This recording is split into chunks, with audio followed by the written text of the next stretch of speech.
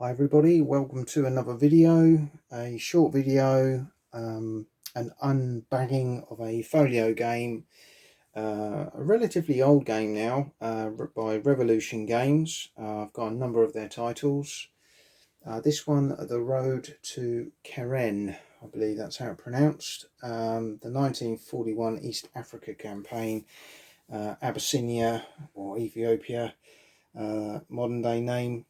Lots of interesting aspects to this era or campaign. We've got the local tribes, the Italians, the British, including a lot of the Indian Army regiments. So quite an interesting period of the war, very underwritten, very underplayed. Been looking at this one for a little while, and I picked this game up second hand off Board Game Geek, but as I say, having played a number of Revolution games previously, always liked the different types of mechanics that they use, the simplicity of the games, and the fact that they are playable 2-player or solitaire, and often very simple components, nice maps, etc. So I'm just going to unbag it, show you what's inside, and hopefully bring you a little bit more information further down the road once I've had a chance to give it a go. So let's show you what's inside. Cover sheet. This is talking about some of the chits. This is a chit pool system.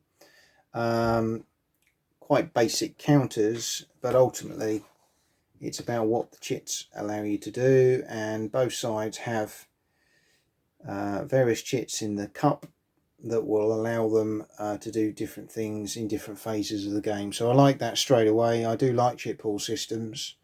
Got a number of games like that, and I think it works really well. So remember, this is a game that's already been owned by somebody else. We'll come to the map in a moment. Quite a straightforward rule book, 8 pages in total, but you know, these are always set out in a similar format, not too heavy to read, little bits, splashes of colour here and there, telling you about some of the units involved. You've got naval garrisons, commandos, tanks, air support. Love that. Love combined arms type games. We've got the usual kind of stacking and zones of control, and you know, standard kind of turn sequences as you would expect with these type of games, but there are some nice little dynamics in there that to add to the game. The last page actually is mainly Kim Kanga's design notes, and they make quite an interesting read as well. So yeah, the counters themselves, you know, this is an older game, so they're probably not of the quality that you would see in a lot of modern games, but they're perfectly good enough for the job. I'm just going to get a few out here to show you. So hopefully you can see those. Standard kind of fare as far as information is concerned. So these are native units. You can see there the thickness of the counter. Let's put that on there. Hopefully you'll be able to get that on there shortly when it thinks about it.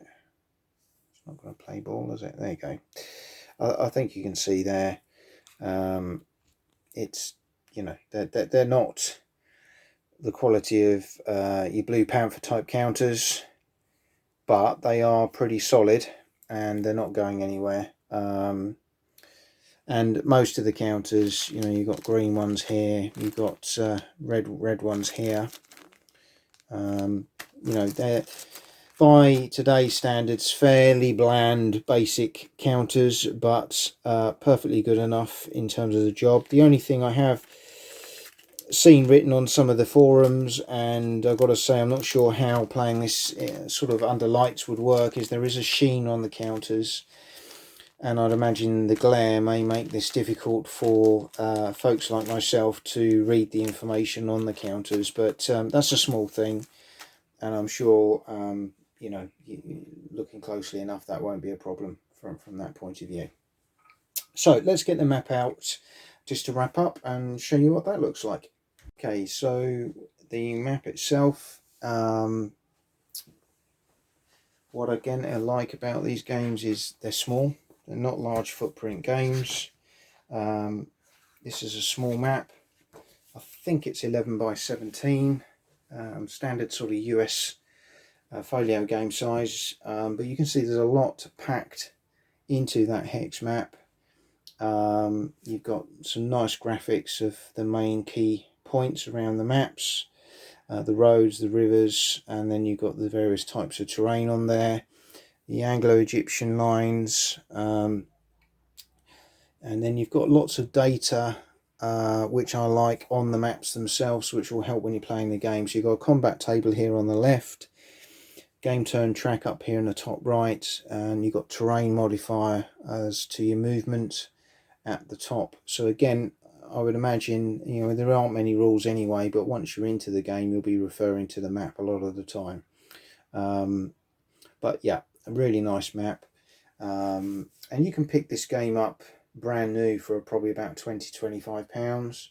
I was lucky to pick up a copy of this for, I think it was around 15 quid, but I thought that was a good investment for a game of what is a very different period.